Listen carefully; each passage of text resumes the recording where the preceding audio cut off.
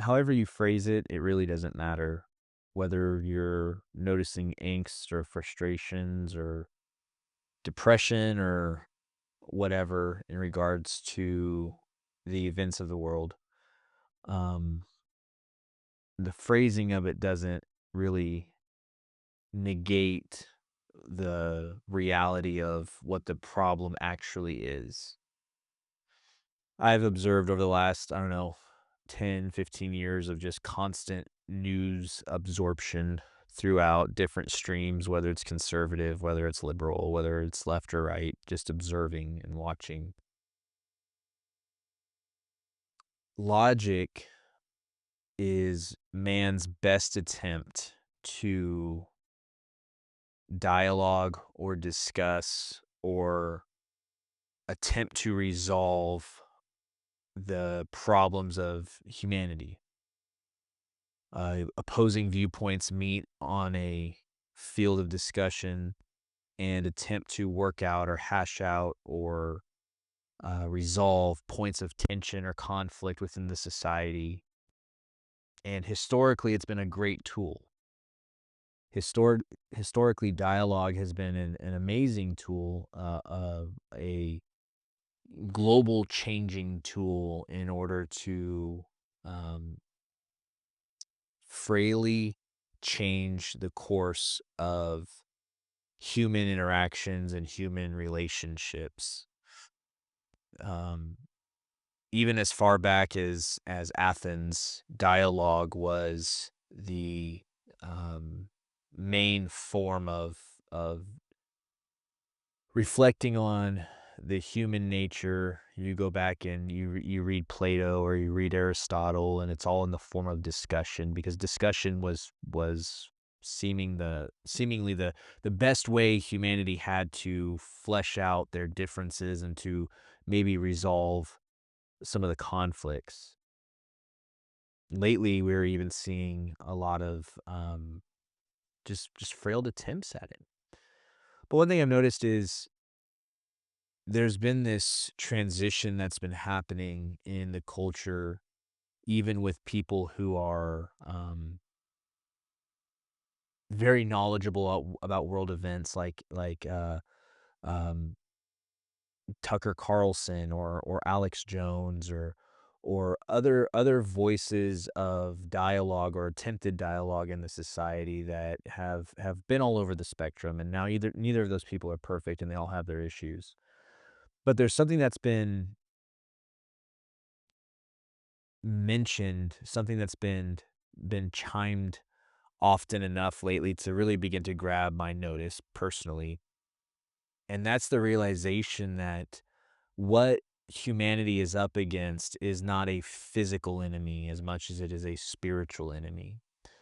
The Apostle Paul, in his writings, said that we wrestle not against flesh and blood, but against principalities and powers and rulers of high places. And what we are all feeling is this tension between a physical action in a spiritual battle.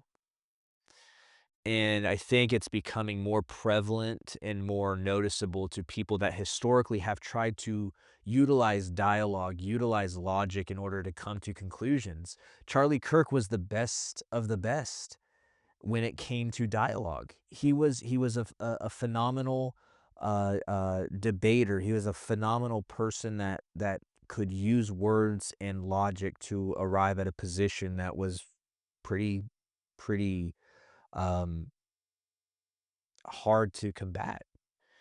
And yet there was still this hatred of the outcome, the hatred of the conclusion because it drawed lines.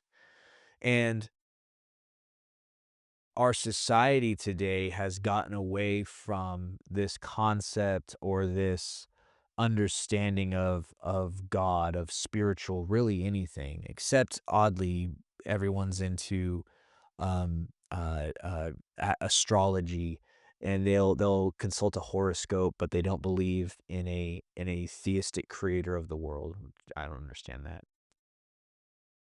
But there's this earning and this urge and this desire in our world today to continue dialogue as though that's going to be the solution. But as we are seeing constantly, dialogue is not the solution. Dialogue is still man's frail attempt to bump up against spiritual problems and really wickedness within the culture, within man's hearts.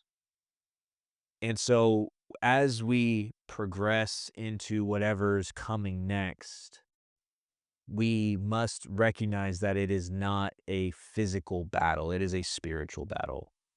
It is something that is only accomplished through intercession and prayer to God, that his will is done. Jesus himself had to pray that the will of the Father would be done while he was in the Garden of Gethsemane right before he was about to be crucified. He said, let this cup pass from me, but nevertheless not my will, but your will be done.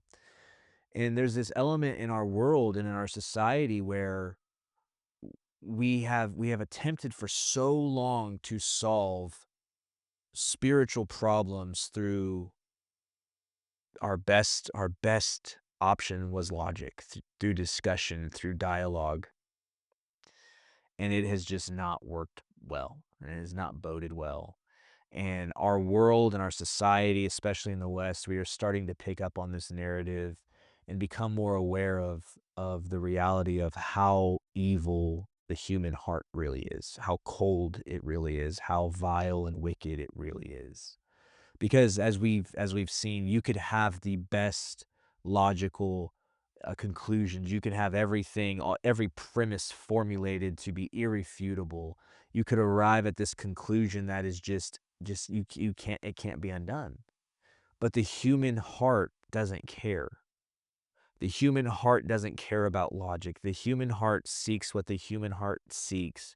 And what Paul told us in the book of Romans, chapter 1, was that man will serve the created rather than the creator. God will give them over to their vile passions and allow man to do whatever man will. And so as we progress into this next phase in our story, in our Western story, we have to grasp that it is not a logical problem, it's a spiritual problem.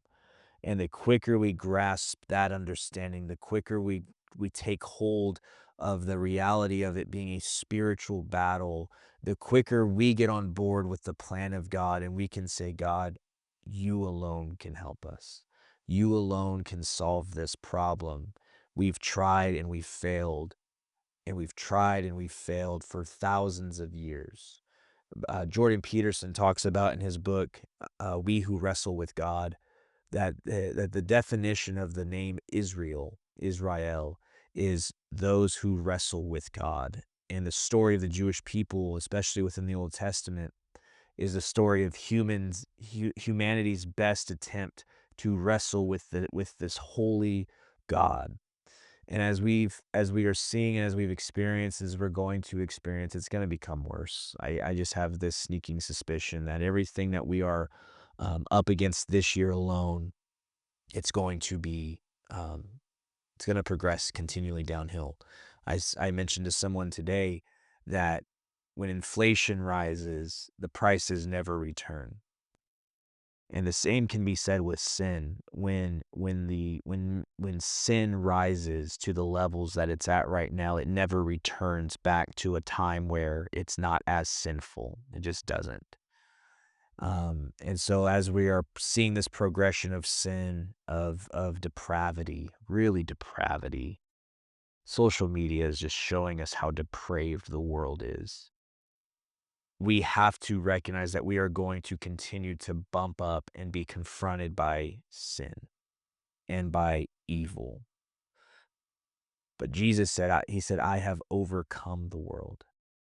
The death that Jesus died on the cross was a victory over death. It was a victory over the final death, because 3 days later he resurrected, he overcame death, and now we can have victory in his resurrection. So be aware Be aware of the times, of the seasons. Jesus said that we can discern the seasons, and apparently we're discerning something culturally right now.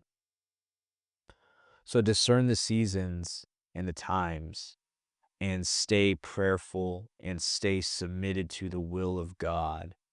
Because Jesus told us in Matthew chapter 10 that the Spirit will give us what we need to say. When brother is turning against brother, when father is against son, when mother's against daughter, he said, do not be anxious, for the Spirit will give you the words that you need to say in order to overcome whatever we're up against. And so, with that being said, stay prayerful, stay watchful, and trust the provision and the will of God in this season. And learn to be led by the Spirit. For those that are led by the spirits, they are the sons of God. God bless.